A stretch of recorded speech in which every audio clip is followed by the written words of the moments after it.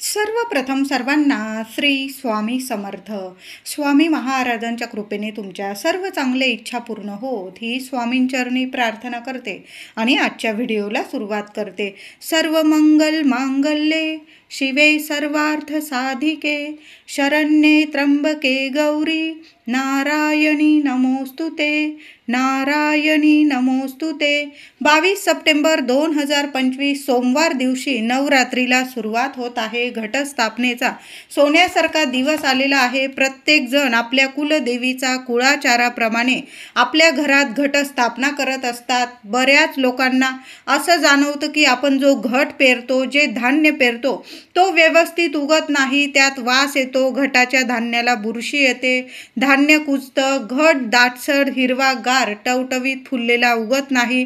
तर घट धान हिरवागार दाटसर उगवत का नाही?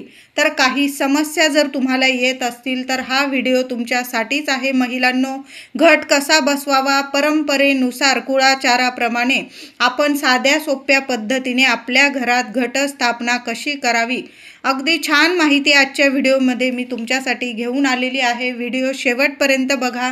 चॅनलवर नवीन असाल तुम्ही कृपया आपल्या चॅनलला नक्की सबस्क्राईब करा. कमेंटमध्ये आपल्या कुलदेवीचं नाव लिहायला अजिबात विसरू नका, नाहीतर लिहा सर्वांनी श्री स्वामी समर्थ. तर कुळाचाराप्रमाणे पारंपरिकरित्या घटस्थापना, घट बसवताना सप्तधान्य घेताना धान्य कोणते आणि कसे घ्यावे, तर सप्तधान्य म्हणजे गहू घेऊ शकता, गव्हाचे जवस अवश्य घ्यायचे आहे, मका, नाचणी, काळे चणे, ज्वारी, मूग, मोहरी, तुमच्याकडे जे धान्य असेल ना, फक्त अख्खा मसूर वगैरे असेल ते धान्य यात मिसळू नका महिलांनो. बाकी तुमच्याकडे जे धान्य असेल ना तुम्ही ते घेऊ शकता, किंवा 7 धान्यांची लहानशी पुडी तुम्हाला बाजारात अगदी सहज उपलब्ध होणार आहे, ती आणली तुम्ही तरीही चालेल. किंवा तुमच्याकडं घरात असेल धान्य तर तुम्ही बाहेरून आणू नका. आपलं घरातलं धान्य निवडलेलं वगैरे स्वच्छ असतं. बाहेरची पुडी वगैरे घेताना सुद्धा चांगली बघूनच घ्यायची आहे आपल्याला. घटस्थापना आपल्या कुलदेवीचा आदिमायेचा उपासनेचे हे 9 दिवस असतात. या काळात भक्तिभावाने मनाने देवी आईची आपण पूजा सेवा करत असतो. घरात घट बसवला जातो. घटस्थापनेचा थेट संबंध हा कृषी संस्कृती आणि शेतकऱ्यांशी येत असतो. घटस्थापना म्हणजे बीज परीक्षण, बीज पेरणी होय. आपल्या शेतात जी पिकं पिकवली जातात त्यातून आपलं पोट भरतं, त्याप्रती श्रद्धा आणि कृतज्ञता व्यक्त करण्याचेच हे 9 दिवस असतात. या काळात शेतातील पिकांची कापणी झालेली असते, घरी नवीन धान्य आलेले असते. घटस्थापनेला घरासमोर आपल्या शेतातील माती आणून ते नवीन धान्य त्यात पेरले जाते. दसऱ्यापर्यंत ते पीक आपल्या घटाच्या समोर उगवून त्या 9 दिवसात आदिमाया आदिशक्तीची उपासना केली जाते. नवरात्रीचे 9 दिवस दुर्गा मातेच्या 9 रूपांची पूजा या घटस्थापनेद्वारे केली जाते. प्रत्येकाची शेती असते असं नाही, तरीही आपल्या घरातील 7 धान्य हे घटस्थापनेत वापरून घट पेरला जातो. मनोभावे घटाची पाणी देऊन पूजा करून तो उगवला जातो. काही वेळा कमी घट उगवला की लोक समजतात घरात धनधान्याला, पैशाला, लक्ष्मीला आणि कुलदेवीच्या कृपेला कमतरता आहे, आणि छान दाटसर घट उगवला तर त्या घरात कुलदेवी आईची भरपूर कृपा आशीर्वाद आहे अशी जुनी मान्यता आहे. तर घटस्थापना करताना तुम्ही दरवर्षी ज्याप्रमाणे घटस्थापना करतात, जे धान्य पेरतात तुमच्या कुळाचाराप्रमाणेच तसंच यावर्षी सुद्धा करायचं आहे. काही ठिकाणी फक्त गव्हाची जवस आणि तांदळाची जवस वापरून धान उगवलं जातं. तुमच्या घरात जसं दरवर्षी घटस्थापना करतात तसंच तुम्ही करायचं आहे. आता तुम्हाला सप्तधान्य वापरायचं असेल तुम्ही तसंही करू शकता. काही ठिकाणी गहू आणि तांदळाची जवस, गव्हाची जवस, तांदळाची जवस वापरून घटस्थापना केली जाते. काही ठिकाणी आपण सप्तधान्य वापरतो. तुमची जशी परंपरा आहे ना तशाच पद्धतीने करायचं आहे. आता काही महिलांच्या मनात घटस्थापना करण्याची तीव्र इच्छा आहे. आधी त्यांच्या सासूबाई, आजी, पणजी यांनी घरात कधीच घटस्थापना केली नाही, तर महिलांनो तुम्ही करू शकता. तुमच्याकडून जेवढ्या वर्ष होईल ना तेवढ्या वर्ष तुम्ही संकल्प करून घ्यायचा आहे. हातात पाणी घ्या, पळीभर फूल टाका, हळदी कुंकू अक्षता टाका, उजव्या हातावर पाणी घेऊन आणि संकल्प करून घ्यायचा आहे. तुमचं नाव बोला, गोत्र बोला. देवी आईला घटस्थापना करण्याच्या आधी तुम्ही संकल्प करून घ्यायचा आहे. तुम्हाला किती वर्षासाठी घटस्थापना करायची आहे. तुम्ही 5 वर्ष, 11, 21 किंवा जन्मभर तुम्ही आहात तोपर्यंत तुम्ही घटस्थापना करणार. अशी देवी आईला मी ही सेवा देवी आई तुझ्या चरणी अर्पण करणार आहे. आम्ही सहकुटुंब सहपरिवार तुझी ही सेवा या नवरात्रीपासून सुरू करत आहो असं बोलून तुम्हाला ते पाणी तामणात सोडायचं आहे. आणि मग तुम्ही पारंपरिकरित्या जसं म्हणजे तुम्ही व्हिडिओ बघत आहात तशा साध्या सोप्या पद्धतीने जरी तुम्ही घटस्थापना केली तरीही चालेल. साध्या सोप्या पद्धतीने आपल्याला देवी आईची सेवा करायची आहे. घटस्थापना करताना सप्तधान्य हे चांगलं बघूनच घ्यायचं आहे. आता घरात असेल तुमच्याकडं चांगलं तर तुम्ही घरातलं सुद्धा घेऊ शकता. काही वेळा आपण बाहेरून पुडी वगैरे आणतो तर ती पुडी घेताना सप्तधान्याची पुडी घेताना सुद्धा चांगली बघून घ्यायची आहे. काही वेळा एकदम म्हणजे एकदम काहीच नसतं, ते धान्य अगदी पोचट असतं, त्यात काहीच नसतं असं सुद्धा धान्य काही वेळा पुडीत मिळतं. आपण पाण्यात टाकलं की सगळं ते पोचटपणा, त्याच्यात काहीच धान्य नाही, त्याचं फक्त आवरण असतं वरती, ते धान्य वरती येतं. असं धान्य मग नीट उगत नाही. म्हणून घेताना पुडी चांगली बघून घ्या, हात लावून वगैरे नीट बघून घ्या. नाहीतर तुम्ही तुमच्या घरातलंच धान्य नीट बघून वापरलं तरीही चालेल. आता घट बसवण्याआधी 3 ते 4 तास आधी तरी आपण ते धान्य नीट महिलांनो स्वच्छ धुवून घ्यायचं आहे आणि ते 3-4 तासासाठी भिजवून द्यायचं आहे. एवढा वेळ नाही तुम्हाला, किमान 1 ते 2 तासासाठी तरी आपण जे सप्तधान्य घटात पेरणार आहोत ते सप्तधान्य एका वाटीत घ्यायचे आहे. मोठ्या ताटलीत किंवा वाटीत घ्या आणि त्यात जास्तीचं पाणी टाका आणि 1 ते 2 तासासाठी ते धान्य चांगलं भिजवून घ्यायचं आहे. घटस्थापना करण्या अगोदर 2-3 तासासाठी किंवा जास्त वेळ असेल 1-4 तासासाठी सप्तधान्य भिजवून घ्यायचं आहे. किमान 1-2 तासासाठी तरी धान्य भिजवून घ्यायचं आहे आणि मगच घटात पेरायचं आहे. यामुळे दाटसर हिरवागार घट उगवतो. ही खूप महत्त्वाची गोष्ट आहे महिलांनो. तुम्ही घटस्थापना करत आहात, तुम्ही आधी पण केली असेल, आता पहिल्यांदाच कराल तर तुम्ही घटस्थापना करण्या अगोदर धान्य थोड्या वेळ का होईना भिजवून घ्यायचं आहे. पटकन मोड येतात त्याला आणि आपला हिरवागार घट उगवत असतो. खूप महत्त्वाची ही गोष्ट आहे.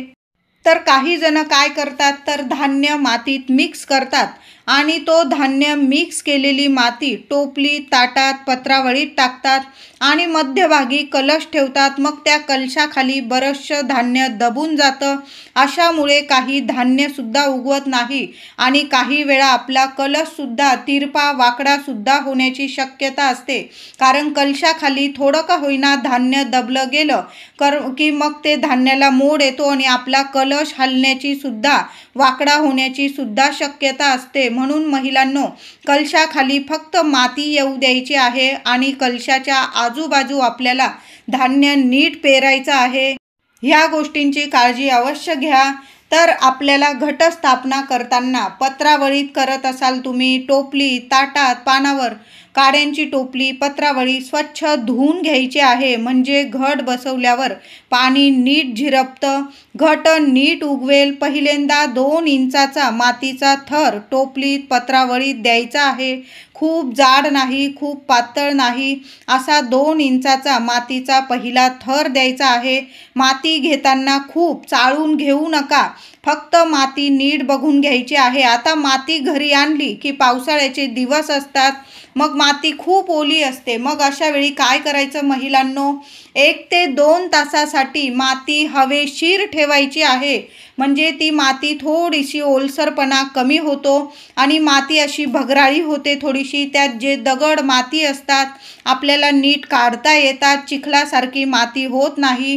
नीट माती 1 ते 2 तासासाठी चांगली वाळवून घ्यायची आहे आणि त्यातील फक्त दगड माती वगैरे जे जाडसर असतं ते काढून टाकायचं आहे. गाळणीने वगैरे, गव्हाच्या गाळणीने वगैरे अगदीच बारीक माती गाळून घ्यायची नाही आहे. त्यामुळे काय होतं, आपण घटस्थापना केली राहिली आणि त्यावर पाणी आपण जेव्हा देतो घटाला, ती माती एकदम दबली जाते, चिखलासारखी होते. दबल्यामुळे धान्य नीट उगवत नाही. म्हणून माती घेताना महिलांनो, हा नियम तर नक्की लक्षात ठेवायचा आहे. माती घेताना अगदीच गाळत बसू नका. फक्त जे खडे असतील, दगडं असतील ते काढून घ्यायचे आहे. माती नीट बघून घ्यायची आहे तुम्हाला. तर माती घेताना रवाळ घ्यायची आहे. तुमच्याकडं मूठभर बारीक वाळू असेल ती पण तुम्ही मिक्स केली. घटाला पाणी छान झिरपतं यामुळे. आता जो आपण कलश घेतलेला असेल, मग मातीचा असेल, तो मातीचा कलश थोड्या वेळ धुवून घ्यायचा, स्वच्छ भरून ठेवायचा आहे. आणि जेव्हा आपण तो कलश स्थापन करतो, जेव्हा घट बसवतो, त्यातून सुद्धा चांगलं पाणी झिरपतं आणि आपलं धान्य जे पेरतो ते छान टवटवीत उगवत असतं. तर घटस्थापना करताना पहिला थर मातीचा 2 इंचा एवढा म्हणजे 2 पेरा एवढा देऊन घ्यायचा.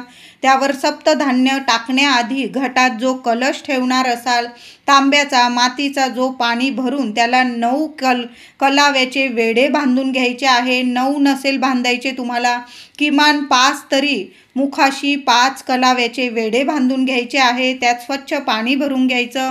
1 रुपयाचं नाणं टाकायचं आहे. 1 सुपारी, हळदी, कुंकू, अक्षता, थोड्याशा दुर्वा असतील कलशात जरूर ठेवा.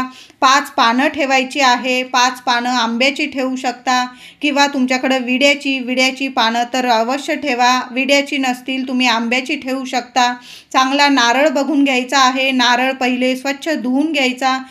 शेंडी वरती आली पाहिजे. अशा पद्धतीने छान आधी कलश तयार करून घ्यायचा आहे. कलशाच्या पुढील भागास आपल्याला एक छान हळदी कुंकवाने स्वस्तिक काढून घ्यायचा आहे. नाही अशा पद्धतीने कलश छान तयार करून घ्यायचा आहे. घटात मातीच्या मध्यभागी कलश ठेवायचा.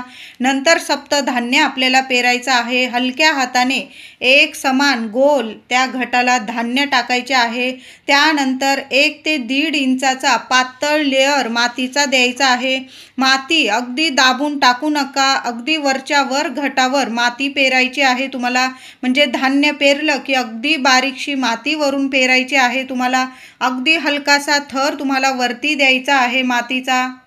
माती दाबू नका. माती खूप दाबून घट बसवला की घट नीट उगवत नाही आणि त्या घटाला 9 दिवस कधी पण ग्लासाने, पेल्याने पाणी देऊ नका. घटाला कधी पण हलक्या हाताने आपल्याला पाणी शिंपडायचं आहे. तुमच्याकडं फूल वगैरे असेल, एखाद्या फुलाने जरी थोडं थोडं पाणी शिंपडलं तुम्ही, किंवा विड्याचं पान असेल, विड्याच्या पानाने थोडं थोडं पाणी शिंपडलं तुम्ही, विड्याच्या पानात थोडं थोडं पाणी पण येईल बघा. ग्लासात विड्याचं पान घ्या किंवा एखादं फूल घ्या आणि त्याने हलकंसं पाणी तुम्हाला शिंपडायचं आहे. जास्त पाण्याने सुद्धा घट चांगला येत नाही, उगवत नाही. या गोष्टी पाळल्या महिलांनो, अगदी साध्या सोप्या गोष्टी आहेत, तर 100% तुमचा घट हा हिरवागार दाट सरच येईल, उगवेल छान. कधीही बुरशी येणार नाही. अगदी या वर्षी तर 11व्या दिवशी दसरा आलेला आहे. अजिबात तुमच्या घटाला बुरशी येणार नाही, वास येणार नाही. चांगला दाटसर अगदी छान तुमचा घट उगवून येणार आहे. ज्या ठिकाणी तुम्ही घट बसवतात त्या रूमची खिडकी उघडी नेहमी नीट ठेवायची. प्रकाश तिथे आला पाहिजे. थोडा का होईना प्रकाश घटस्थापनेच्या ठिकाणी जरूर आला पाहिजे. घट नीट उगवण्यासाठी तिथे प्रकाश येणं खूप गरजेचं आहे, महत्त्वाचं आहे. ऊन जर घटावर पडत असेल तर खूपच चांगलं, पण ऊन वगैरे नसेल येत तर थोडा प्रकाश तरी घटावर पडलाच पाहिजे. खूप गरम रूम असेल, बंदिस्त अंधारमय रूममध्ये घटस्थापना करू नये. दारं खिडक्या उघडी राहू द्या. हवा खेळती राहिली की घरात घट धान्य चांगले उगवते. तर या गोष्टी आवर्जून करा महिलांनो. तर या गोष्टींची आपण काळजी घेतली तर तुमचा घट छानच हिरवागारच उगणार आहे. असं म्हटलं जातं की ज्या घरात दाटसर घट उगवतो तर त्या घराची कुलदेवी त्यांच्यावर प्रसन्न असते अशी मान्यता आहे, असा भाव आहे. आता समजा काही कारणास्तव म्हणजे तुमचं घर लहान आहे तुमच्या घरात हवा वगैरे कमी येतं आणि घट नीट नाही झागला, नीट नाही उगवला तर कुलदेवीची तुमच्यावर कृपा नाही असे विचार अजिबात, असे वाईट साईट विचार अजिबात मनात आणू नका महिलांनो. म्हणजे आपण मनापासून, हृदयापासून देवी आईची सेवा करत आहोत. हेच देवी आईला खूप म्हणजे प्रिय आहे. आपले लेकरं 9 दिवसात आपली सेवा करण्याचा प्रयत्न करता, आईसाठी एवढंच खूप महत्त्वाचं आहे. तर यावर्षी 2025 घटस्थापना कोणत्या शुभ मुहूर्तावर करावी, तर अश्विन शुद्ध प्रतिपदा 22 सप्टेंबर सोमवार 2025 या दिवशी शारदीय नवरात्रीला प्रारंभ होणार आहे. या दिवशी सकाळी 6:09 घटस्थापनेचा शुभ मुहूर्त आहे. पण तुम्ही राहू काळ मानता तर सोमवारी सकाळी 7 वाजेपासून सकाळी 9 वाजेपर्यंत, सकाळी 7 वाजेपासून सकाळी 9 वाजेपर्यंत हा 2 तासाचा राहू काळ, अशुभ काळ असणार आहे. तर या काळात, या वेळात महिलांनो चुकूनसुद्धा घटस्थापना करू नका. मंगल कलश भरत असाल तर मंगल कलशाची स्थापना करू नका. अखंड दिवा लावत असाल तर या 2 तासाच्या अशुभ राहू काळात आपल्याला या गोष्टी, म्हणजे देवी आईची सर्वात प्रभावी सेवा आहे, वर्षातली सर्वात मोठी, सर्वात प्रभावी सेवा आपण करत असतो. तर या 2 तासाच्या अशुभ राहू काळात अजिबात करू नका. तर घटस्थापनेचा या वर्षीचा शुभ मुहूर्त तुम्ही 10 वाजेपासून 11 वाजेपर्यंत सुद्धा हा शुभ मुहूर्त आहे घटस्थापनेसाठी. या वेळात नाही जमलं तर सकाळी 11:49 दुपारी 12:38 हा अभिजित मुहूर्त आहे. या शुभ मुहूर्तावर तुम्ही पूजा सेवा करू शकता, घटस्थापना करू शकता, मंगल कलशाची स्थापना करू शकता, अखंड दिवा लावू शकता. आता या वेळात पण जमलं नाही महिलांनो तर मग तुम्ही संध्याकाळी 6 वाजेपर्यंत सुद्धा सर्वांनी घटस्थापना करायची आहे. मंगल कलशाची स्थापना आणि अखंड दिव्याची सेवा या शुभ मुहूर्तावर प्रारंभ करायचा आहे आपल्याला. संध्याकाळी 6 वाजेपर्यंत हा शुभच मुहूर्त आहे. संपूर्ण दिवसच हा घटस्थापनेचा शुभच आहे.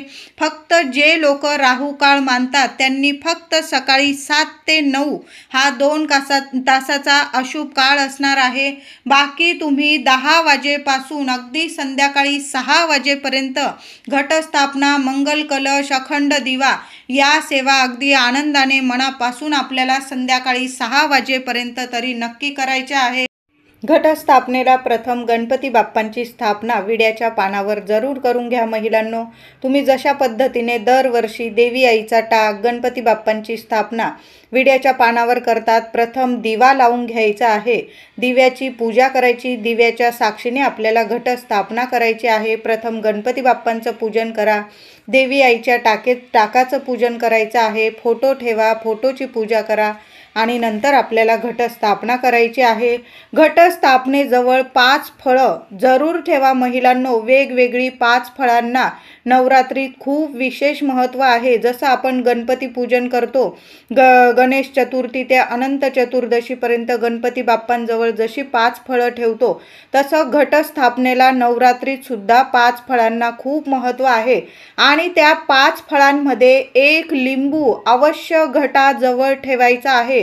खूप शुभ फळ देऊन जाणार आहे, कारण लिंबू देवी आईला खूप प्रिय आहे. आणि 5 फळं आणि लिंबू विड्याच्या पानावर तुम्हाला देवी आईजवळ घटस्थापनेजवळ जरूर ठेवायचं आहे. 2-3 दिवसांनी तुम्ही ते फळं, लिंबू बदलू शकता, तुम्ही ते खाण्यात प्रसाद म्हणून वापरू शकता. पण नवरात्रीच्या 9 दिवस देवी आईजवळ 5 फळं आणि 1 लिंबू नक्की ठेवा.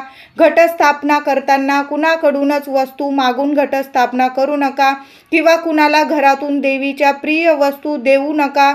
घरात शांतता हवी. भांडणं, कटकट, कुणाला अपशब्द, कुणाची निंदा, नालस्ती अजिबात या चुका करू नका. नाहीतर तुम्ही कितीही देवी आईची सेवा करा, फळ मिळणार नाही. घटस्थापना करताना नारळ आपल्याला पाणीदारच घ्यायचा आहे. आधीचा खराब, कोरडा, पाणी नसलेला नारळ अजिबात घेऊ नका. चांगली शेंडी असलेला चांगला नारळ बघायचा आहे. तांदूळ घेताना, तांदूळ देवी आईच्या सेवेत घेताना अख्खेच घ्यायचे आहे. राशनिंगचे वापरले तरीही चालेल, पण अख्खे तांदूळ घ्यायचे आहे. तुटलेला खंडित पडलेला तांदूळ घेऊ नका. घटस्थापना करताना महिलांनो सप्तधान्य जे घेतो त्यात आपण तीळ घ्यायचे आहे, पण ती तीळ पांढरी घ्यायची आहे. चुकून सुद्धा काळी तीळ सप्तधान्यात घेऊ नका, नाहीतर मग केलेल्या पूजेचं सेवेचं फळ आपल्याला मिळत नाही. घटस्थापना ते 9 रात्रीचे 9 दिवस कुणी महिला कुठली छोटी कुमारिका तुमच्या घरी आली तर तिला चहा पाणी द्या, गोड दूध द्या, एखादं फळ द्या, तिला हळदी कुंकू लावा, तिला नमस्कार करा आणि मग तिची पाठवणी करायची आहे. असंच कुणाला पण हाकलून देऊ नका. कुणी गरीब कोणी आलं, कोणत्या रूपात देवी आई आपल्याला साक्षात दर्शन देऊन जाईल सांगता येत नाही.